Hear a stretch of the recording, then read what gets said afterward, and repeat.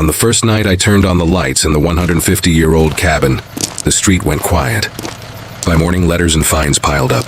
The HOA said the fence was the wrong size, the paint not approved, the tools too loud. Then came a shocking claim. This home was someone else's inheritance. Meetings grew tense, phones filmed, and workers walked away. Saved every notice, every deed, every date. When the power was cut and a chain hung on my gate, I stopped fixing and started fighting. How far will a neighborhood go to control a home it never owned? I bought the old cabin estate at the end of a quiet loop where all the mailboxes match, and the lawns look clipped by the same hand. The cabin sat a little apart, behind a stone wall with moss and a narrow lane that curved through tall pines. It was older than the street, older than the HOA, older than almost everything around it. The beams were thick, the porch leaned, and the roof needed love. Still, the bones felt strong. I wanted a place with history, a place I could fix with my own hands. This was it. The first days were simple. Coffee on the steps at dawn. A list of jobs taped to the fridge. Pull nails, sand boards, stack new lumber by size. Neighbors walked dogs and pushed strollers and waved. The air smelled like pine and damp earth. A red fox sometimes crossed the lane at dusk. On Saturdays, I ran a power washer over the stone path and watched a century of grit run clear. The work was slow, honest, and quiet. It felt like starting a long book you knew you would finish. The HOA seemed like a background thing at first. A welcome packet came with a friendly note, a calendar for trash day, and a newsletter with photos from a yard contest. There were rules about paint colors, fence height, parking, and work hours. Most of it looked standard. I was used to permits and forms. The cabin was special, but I knew how to follow a process. I set aside a folder for documents and started reading. Inside the house, the past showed up in small ways. Old square nails under the floorboards, a child's marble in a crack by the hearth, a date carved faintly into a joist. The place had been many things. A farm cottage, a hunting stop, a summer house when the lake was cleaner and the road was dirt. I liked the idea that my work could bring back some of that life. I kept the wide plank floors, matched trim where I could, and took photos of everything before I changed it. Not to post, just to remember how it was. The first hint of trouble was not loud. It was a car that slowed too long at the gate. It was the same car again the next morning and the next. It was a second welcome packet, this one with a printed note about existing structures and unified community standards. It listed the architectural review process in bold. It talked about visual harmony, approved materials, and heritage alignment. The tone felt a little different. Still, I assumed it was routine. I sent a short email to the address on the letter, thanked them for the packet, and asked for the correct form for repairs on historic homes. Work stayed steady. I repaired sill plates, replaced rotted porch posts, and kept a neat site. I used tarps, bundled waste, and shut down loud tools by early evening. A few neighbors came by to look from the lane. Some gave a thumbs up. A couple took photos. I waved back and went on with the day. At night, I stacked old bricks in a corner and sorted hardware into jars. The place started to look cared for again. Lights glowed through clean windows. Grass grew in places that had only mud. For the first time, the cabin felt lived in.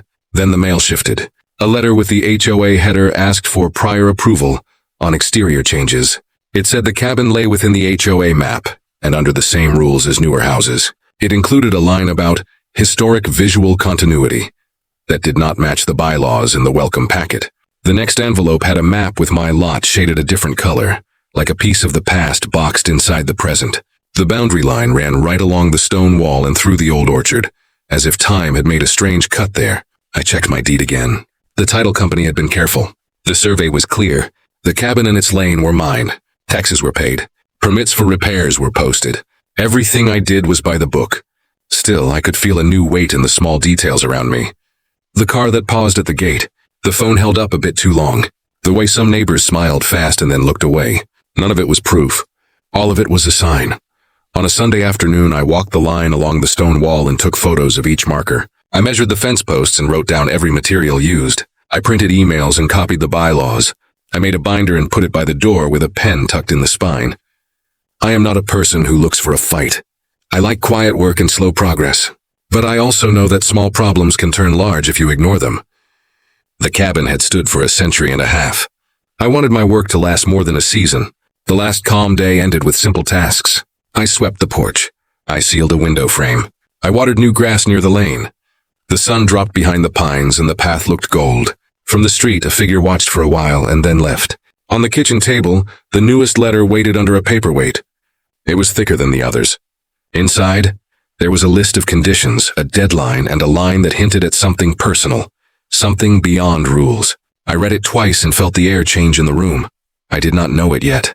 But that letter was the point where a quiet restoration would turn into a public test. The next move would not be about paint or fences. It would be about who gets to claim a home, and how far a community will go to make that claim real.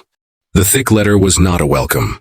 It was a warning with a clock. It listed conditions, deadlines, and daily fines if I did not stop work and file for approval, under a special heritage rule I had never seen. It said my porch posts were not in visual harmony. It said my fence was a threat to the unified look of the loop. It hinted that the land around the stone wall might be common space. It ended with one cold line about further action. I set the letter beside the binder and felt the house grow quiet. The next morning I chose to keep fixing what was broken and file the forms they demanded. I thought that would calm things. It did not. I sent a full package, photos of every side of the cabin, a list of materials with sources, paint samples on labeled cards, a work calendar with start and stop times, the old survey, copies of permits from the city. I even added a note about noise control and cleanup, and a promise that I would keep all tools off the lane. The response came after sunset. It was a request for more, a heritage alignment plan from an approved designer, a landscape plan showing native species that matched the newer homes, a fee, higher than any fee in the packet I had first read. The email ended with a hold on all exterior work until review. I paid the fee and booked the first designer on their list. While I waited, the fines began. They were not large on day one. They grew with each day of work, even when I stopped loud tools. A notice would arrive in the morning with a date and a code. By evening, another would add up the total. The codes were simple at first. Unapproved repair, visual mismatch, unenclosed materials. Then came new codes. Tarps of the wrong color. Trailer visible from the street during work hours. Temporary lighting too bright. The list read like someone watched the site and wrote rules in real time. The car at the gate did not move when I looked its way. A phone rose, then lowered. I kept my head down and kept notes. The approved designer walked the site and shook a head at the rules but kept the pen moving. The plan was careful and kind to the cabin's age. It kept the stone wall. It kept the wood tones. It kept the porch simple. We sent it in with a calm cover page. The review took 2 weeks. The answer was a rejection for reasons that did not match the plan in front of them. Wrong shade of brown. Wrong picket spacing. Wrong porch beam profile for the community character. Wrong. I asked for the standard they were using. I got a copy of a new sheet called Heritage Standards, dated 3 days after my first submission. I read the date twice. I added it to the binder. Anonymous complaints reached the city about unsafe work. A white truck with a seal pulled up one afternoon. The city inspector took photos, checked the permits on the window, and studied the beams. The report said the work was lawful and the structure safe. The HOA sent a violation anyway, as if the city did not exist. A red sticker appeared on my porch post that told me to stop work. It was not a city sticker. I peeled it off and placed it in the binder. The porch still leaned. The rain still wanted a way in.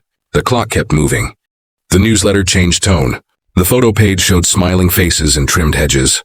The last column carried a note about protection from non-compliant projects and preserving family legacies. It spoke about history in a way that did not include the oldest house on the loop.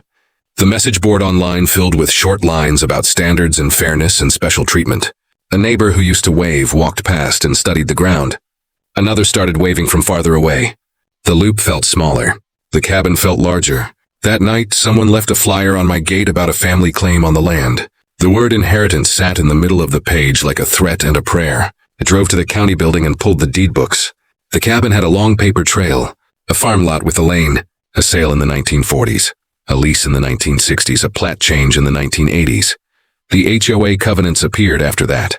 A map showed a line that wrapped around the new homes, and then cut oddly across the old orchard.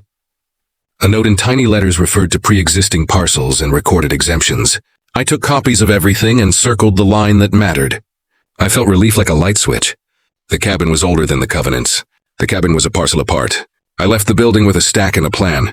But by the time I turned onto my street, the plan had a hole. The power was out at the cabin and only at the cabin. The other houses glowed. A chain hung across the gate with a sign about a safety review. My fridge was warm. My dehumidifier sat silent and the summer air pressed in. The utility said they had no order for a shutoff. The city said they had no order for a stop. I filed a police report about tampering and took photos of the meter and the chain. I did not cut the chain. I did not move the sign. I bought a generator that night to keep the inside dry. I set a camera on a high corner under the eaves and went to bed to the sound of a small engine. In the morning, the chain was gone. No one had seen a thing. Contractors began to back away. A mason who had agreed to rebuild the porch steps said the rules made him nervous. A painter said the fines put him at risk. A dumpster company refused to drop a bin on my lot without a letter from the HOA. I started doing more by hand, and at hours that would bother no one. The fines did not stop, they grew. A fresh list arrived that added up to more than a month of mortgage. It ended with a line about a lien. The letter called it a community remedy. It made my hands shake. I took a breath, read it again, and kept building the binder. The board called a hearing. The letter said I could bring evidence and a witness. I brought the stack from the county and a printed timeline with photos. I brought the old survey and the line about exemptions. I brought the city report. I brought a letter from a local historian who knew the cabin when the road was gravel and the lake was clear. The meeting room smelled like copier ink and coffee. A row of chairs faced a row of faces. The rules were read in a steady voice. The list of violations was read faster. My turn came, and I laid out the papers in the order the house had lived. The people in the chairs flipped pages. Some eyes widened, some narrowed. The chair of the board pressed lips tight and asked for the final page. The final page was the exemption note and the plat line that did not match their map. I thought the papers would end it. They did not. The board paused for 10 minutes and returned with a script that said, the covenants applied by community character, and that the exemption was narrow, and did not cover visible work. It said the lane might be a greenway used by all. It said my fence might cross common ground. It said the hearing would continue in 2 weeks after a legal review. I packed the binder in slow motion while the next case began. A neighbor held the door and looked at the floor. The night air felt heavy. I drove home with my headlights off until the corner, like a person sneaking into a house that was already mine. The next blow did not come in the mail. It came from the county recorder. A notice of interest had been filed on my parcel by a person with the same last name as a board member. The paper said the family held a claim and wanted notice of any sale or change. It sat like a stain on the title. My lender sent a letter the next day asking for proof that the claim was false. The box I kept by the door felt too small for this new thing. I called the title company and sent the stack. I printed their reply and placed it on top. The advice was clear. A quiet title case might be needed. The word quiet felt strange beside the life I was now living. A box appeared on my porch 2 days later without a note. Inside were black and white photos of the cabin from the 1970s. The stone wall looked the same. The lane curved the same way. A child sat on the porch steps with a dog, and behind them the same beam I had just repaired. There was also a faded map from a failed bid to extend the HOA to older parcels. A hand had written the word no across the line that would have crossed the wall. I did not know who sent the box. I scanned every page and added it to the binder. I felt the cabin's age like a friend in the room. The pressure grew in small, mean ways. A truck dumped a load of gravel across the mouth of the lane one morning and drove off. A sprinkler head snapped in the night and water ran into a trench I had dug. Plastic markers on the boundary shifted by inches, then by feet. The camera under the eaves showed a hand at 2 in the morning, gloved and fast, pushing a stake into softer soil. The images were grainy but clear enough. I filed a second report and placed stills in the binder. I hired a surveyor to reset the line with metal pins and paint, and I stood by while each mark went into the earth with a hammer strike. When we were done, the line looked like a bright cord across the land. It also looked like a dare. The designer revised the heritage plan to match every rule I could find. The porch beam profile matched their new sheet. The picket spacing matched a photo from the newsletter. The paint shade matched the sample they claimed was right. We sent it again with a summary that read like a mirror to their own words. The response was a delay for further review, and a reminder that fines would continue during review. I asked for a meeting with the architectural chair. I got silence. I sent a demand letter through the title attorney with the county map and the exemption note. The letter gave a date to stop fines or face a motion for an injunction. The HOA answered by scheduling a special meeting and adding a new item to the agenda called Enforcement Escalation. I walked the loop the night before the meeting. Some neighbors nodded and kept walking. One stopped and said the board was only trying to keep the place nice. Another whispered that I should not give up because the cabin looked better each week. I went home and placed the binder by the door. I added tabs in red for the plat, blue for the city report, yellow for the heritage sheet dates, and green for the photos from the box. I slept for 2 hours and woke to the sound of an engine outside. The camera caught the same car idling at the gate, headlights off. It left when the sun began to gray the trees. The special meeting drew a larger crowd. The room buzzed with side talk and the rustle of paper. The board sat straight. A projector lit up a slide with a map that shaded my lot as common space. I stepped up when my name was called and placed the county plat on the table under the light. The board tried to move on. Voices rose, not from me but from the back rows where people held their own copies. The chair called for order. A motion was read to approve further fines and to file a lien. Hands went up in a blur. The vote looked fast and proud. The chair raised a paper to declare the result. Before the words could land, a city official walked in and placed a short letter on the table. The letter said a citizen had filed repeated false complaints and that the city recognized the cabin's repairs as lawful. It also said the city would not enforce private covenants and did not support any attempt to shut off utilities or block access. The room shifted. The chair tried to move to the next item. People did not move with the chair. Left with the binder against my chest and the city letter on top. The fines were still on the books. The vote was still recorded. The claim on my title was still there. But the light had changed a little. The plan for the next move was clear. The attorney would file for relief. The surveyor would sign a sworn statement. The historian would bring the photos and the map. The city letter would go to the lender with a cover note. I locked the cabin that night and sat on the porch steps until the air cooled and the pines turned black. A fox crossed the lane and did not look my way. I thought the next day might bring a pause. It brought something else. A notice went up online about a heritage celebration to honor families who built the community. The flyer showed the cabin in the background like a trophy. Named the family who claimed the land. It asked for donations. It said the event would be held on the greenway by the stone wall. I read the words twice and felt my jaw set.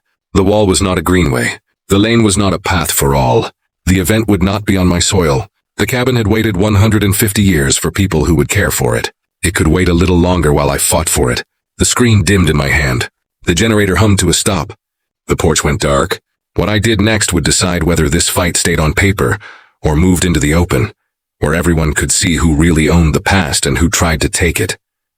The heritage celebration was set for Saturday at noon. Bunting went up on the loop the night before. Bright flags against the pines. Folding tables appeared near the stone wall with printed signs and jars for donations. A flyer on a stake called the lane a greenway and showed the cabin behind it like a backdrop. People shared the post online with old family photos and warm words about legacy. Under the light tone ran a hard edge. The board had chosen my boundary as a stage. If I stayed quiet, the story would fix itself without me. I did not stay quiet. At dawn on Friday, the attorney filed for a temporary restraining order with the county judge, and the title stack went with it. The surveyor signed a sworn statement about the pins in the plat. The historian signed a note about the dates on the joist and the photos from the 1970s. The city sent a second letter that restated the limits of private covenants. The request was simple. Stop the fines. Stop the event on private land. Stop the pressure tactics while the quiet title case moved forward. The judge read the file by noon. A clerk stamped the papers before lunch. The order was short and clear. It named the parcel and the wall. It barred entry without permission. It barred the lien until a hearing. Named penalties for violation. The stamp landed hard on the page. A small square mark that felt like oxygen.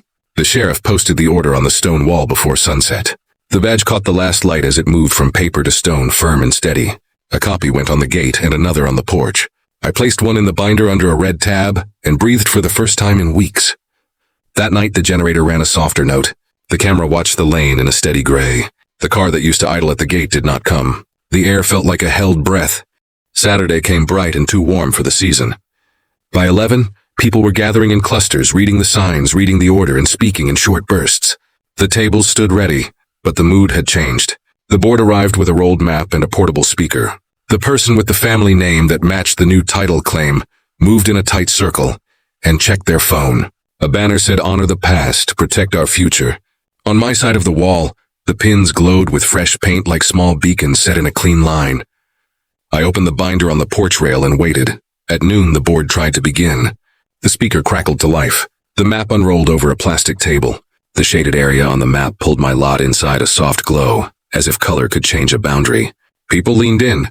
Phones rose. The banner looked large and proud. Then the sheriff's car turned the curve and stopped at the foot of the lane. A second car with the city seal pulled in behind it.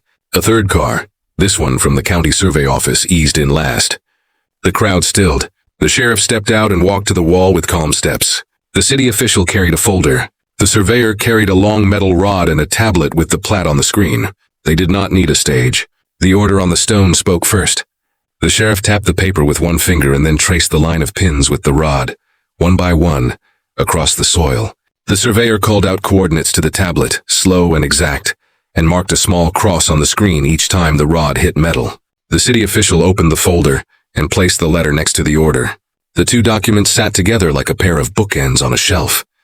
The speaker went quiet. The banner sagged. People stepped back without being told to move. I stepped forward only to hand over the binder. The top page showed the exemption note from the plat, older than the HOA. The next page showed the failed bid to extend the covenants across the wall, the one with the handwritten no. The next showed the date stamp on the heritage sheet that had appeared after my first plan. The next showed stills of a hand moving a boundary stake at 2 a.m. The next showed the false shutoff at the meter. The next showed the city report clearing the work. The sheriff turned pages with a slow rhythm, each sheet a step away from the story the board had tried to sell. Faces changed shape. The board chair's jaw set and then shook.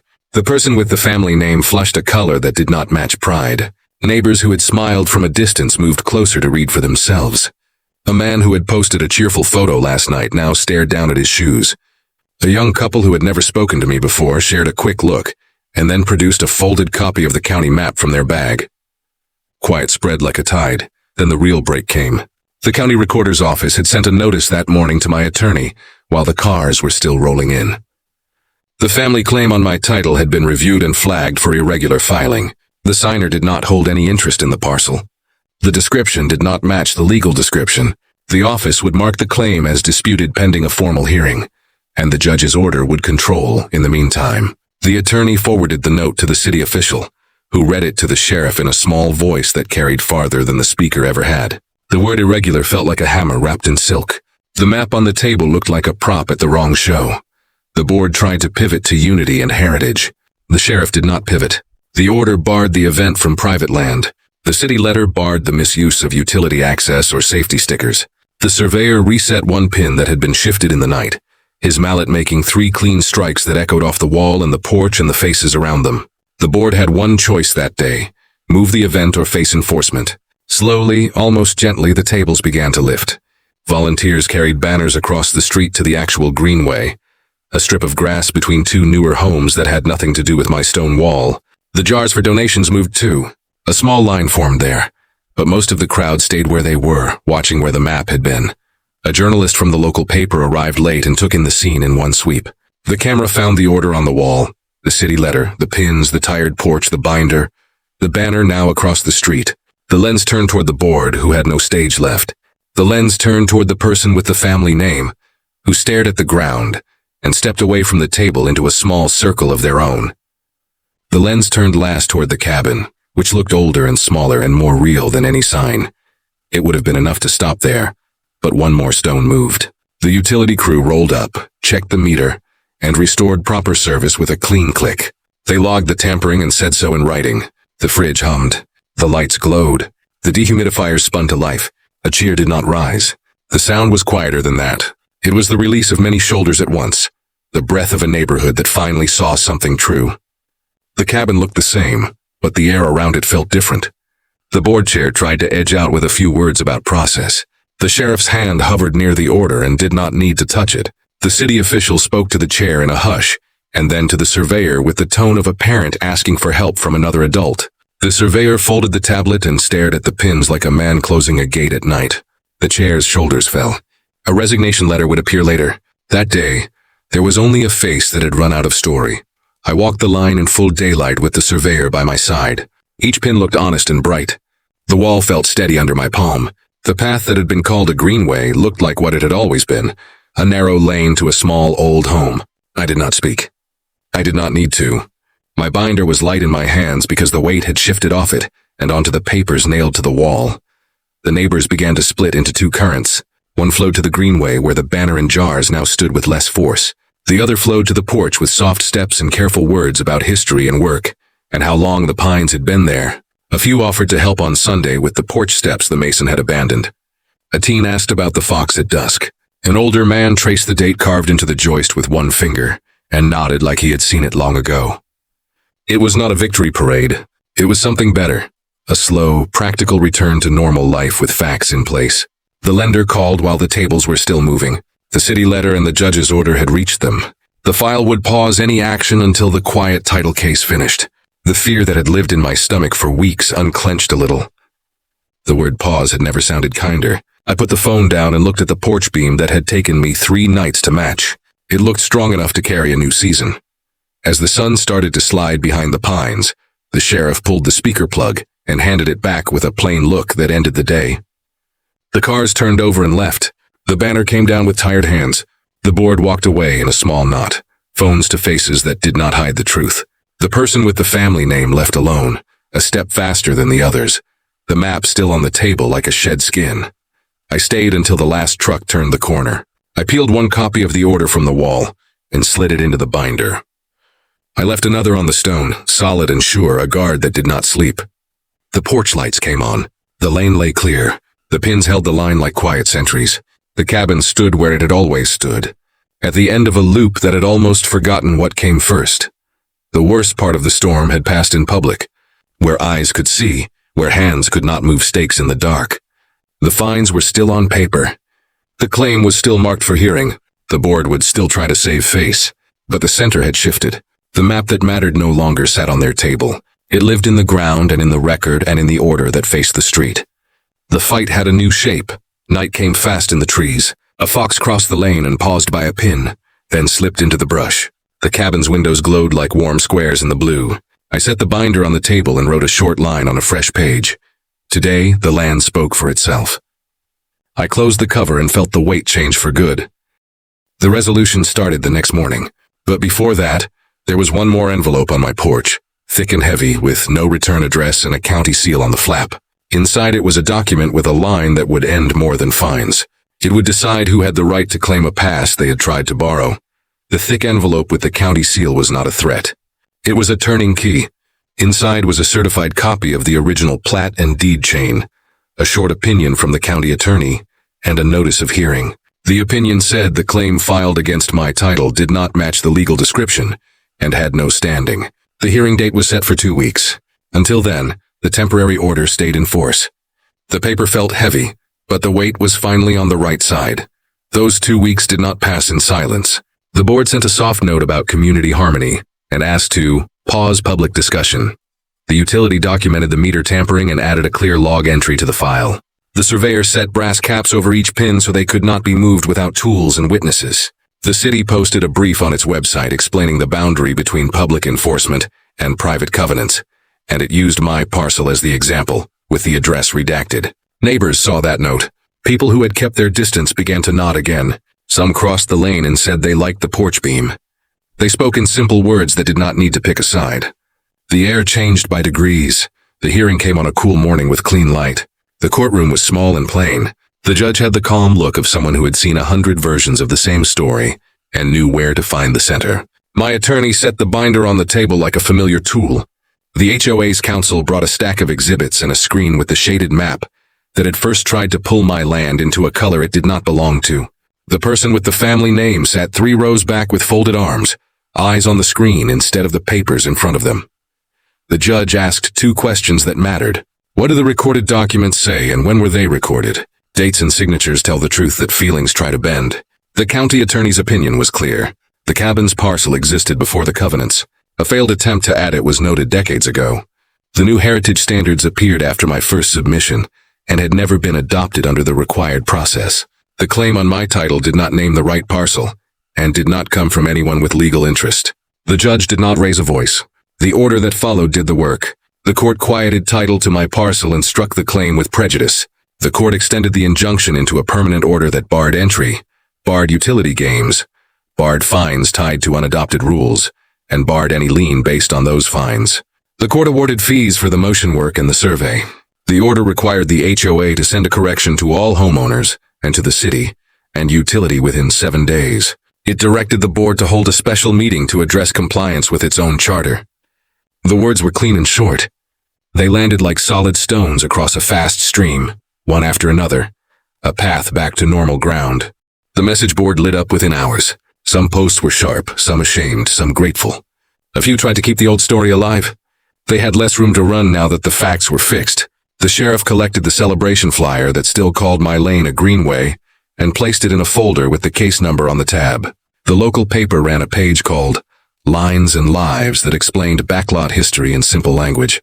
It did not use my name. It did show a close photo of a brass cap in the soil, the letters crisp, the paint bright. The caption said, "This marker is the truth." The board chair resigned the next day with a short note about health. 2 more members stepped down the week after. The caretaker board took over with quiet faces and open calendars. It sent the correction letters on time. It proposed 4 changes and asked for community input instead of pushing them through. A true historic property protocol with written standards that could be challenged. A rule that any enforcement on boundary issues would pause until a licensed surveyor confirmed lines. A cap on daily fines, and an ombuds role held by a retired planner from the county, not by a neighbor. The tone shifted from control to service. The room where meetings were held felt bigger without the old script. Contractors began to return. The mason came back and set the new steps with slow hands and wet brushes. The painter matched the approved shade and smiled at the way the light made it warmer at noon. A carpenter who had never taken the job before now called and said he could mill trim to match the old profile. None of them asked for a letter from the HOA. They had seen the order. They had read the city note. They had their own binders with jobs that went right or wrong. This one was now on the right side. Work moved like a river after a broken dam is opened, not with a rush but with a steady pull toward what should be. The porch no longer leaned. The roof no longer let in rain at the joint where 2 centuries met. The stone wall kept its moss and people learned to keep their feet off it. I restored the small window above the hearth and found a carved mark under the paint. Initials and a date worn soft as a thumbprint. I left that mark visible and placed a small card in the house book to explain it to whoever came after me. I took fewer photos for proof and more for memory. The neighbors changed too.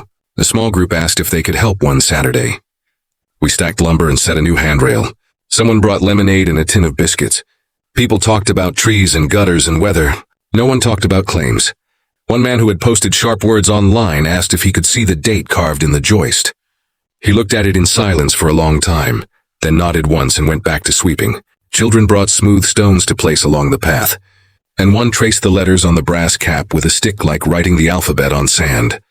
The person with the family name who had filed the claim kept away at first. Then a letter arrived through their counsel that withdrew any personal interest and apologized for confusion. It used careful words and careful spacing. It did not matter. The court had already closed that door. The letter went into the binder with a blue tab and did not take up more room than it deserved. The utility installed a secure cover on the meter and flagged my account for a 2-person rule on any future shutoff. The city updated its permit portal with a historic parcel note, so inspectors would see context the moment they typed the address. The county recorder changed its intake process to flag mismatched legal descriptions before a claim could show up in a public search. Small changes, but they were the kind that make the next story shorter and kinder. The HOA learned, started holding short training sessions for board members about maps, deeds, and process. It put a hold on nighttime patrols by volunteers and banned anonymous complaint batches from a single IP address. It set a simple rule for cameras: face your own home, not your neighbor's. It posted the historic property protocol for comment and kept it to plain language. People showed up with notes, not with pitchforks. The new board listened. The old fines ledger shrank as cases were reviewed. It was slow work. It was the right kind of slow. The bigger impact lived in smaller moments. Morning coffee on a straight porch with quiet in the pines. An evening when the fox crossed the lane and paused, ears up, as if it knew the place was settled again. A night when rain hit the roof and the sound was only rain, not a list of problems. The binder moved from the front table to a shelf by the hearth. It stayed close, not because I wanted to fight, but because it had become part of the house, like a new beam sistered to an old one. People started asking about the restoration itself, not the dispute. I kept the wide plank floors and rubbed oil into them until they shone. I built a narrow bookshelf from a beam that could not be saved, and wrote a line under it with a pencil. Made in the year the line was set right. I found a place in the kitchen for the box of old photos and the failed expansion map, with the word "no" across it. The word did not feel angry anymore. It felt like a boundary spoken in a calm voice. Months later, the cabin's story helped another family 2 streets over. Their shed sat on a sliver of land that old maps had missed. When a dispute started, the city pointed to my case in a guide for residents. The surveyor set pins. The argument ended before it began. A fence went up in the right place the first time. 2 neighbors shared the cost and a cup of tea. No one wrote a long post about it because it turned into an ordinary day. That is what good outcomes look like. Boring to outsiders, peaceful to the people who live there. I kept 3 simple habits from this fight, and they are the same ones I would share with anyone watching this story. First, keep a clean record from day 1. Photos, dates, permits, emails, receipts. A binder is not drama. It is defense and memory. Second, learn your lines on a map before you lift a tool. Do not trust a pretty picture on a flyer. Ask the county. Walk the boundary with a surveyor. Set the pins where the truth lives. Third, do not fight alone. Call the city when the issue touches public power. Call the court when someone tries to move what is fixed. Ask calm neighbors to stand where it matters. A single fair voice helps more than a loud crowd. If you lead a board, the lessons are just as simple. Older parcels are not problems to push away.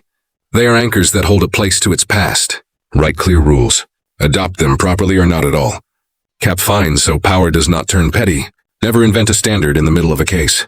When you are wrong, say it fast and in public, and then fix the paper so the fix sticks. People forgive error. They do not forgive pride that keeps hurting them after truth shows up. Today, the cabin looks much like it did in the small black and white photos from the 1970s, only cleaner and steadier. The porch sits level. The handrail is smooth and strong. The stone wall wears its moss like a green scarf. Brass caps sit flush with the earth along the line, small and shining in the sun. If you did not know the story, you would not see a fight. You would just see a home that was loved and a lane that leads where it should. That is the point. Most good endings hide themselves in normal life. There is one small sign you might notice if you looked closely by the gate. It is not a warning. It is a narrow plate with a date and a case number stamped into it.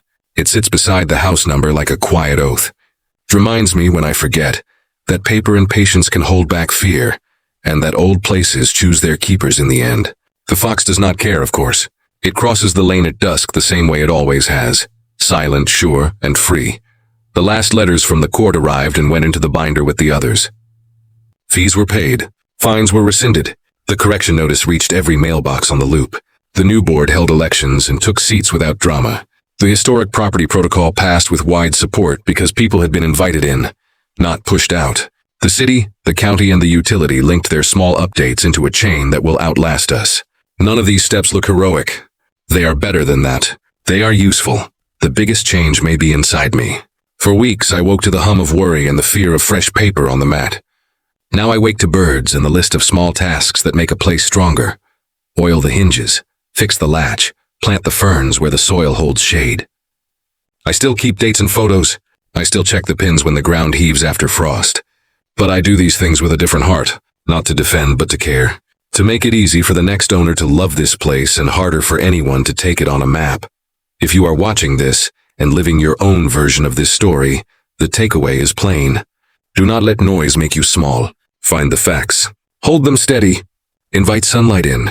Push back with paper, not rage. Protect your time for the work that brings life back to your home. You do not need to win on every front. You need to hold the line where it matters and let the rest pass by like weather. Homes remember. They remember whose hands lifted beams and whose hands tried to move stakes in the dark. They remember who stood on the porch when it was easier to give up. The cabin remembers. So do I. And now the record does too. What part of this fight speaks to you most?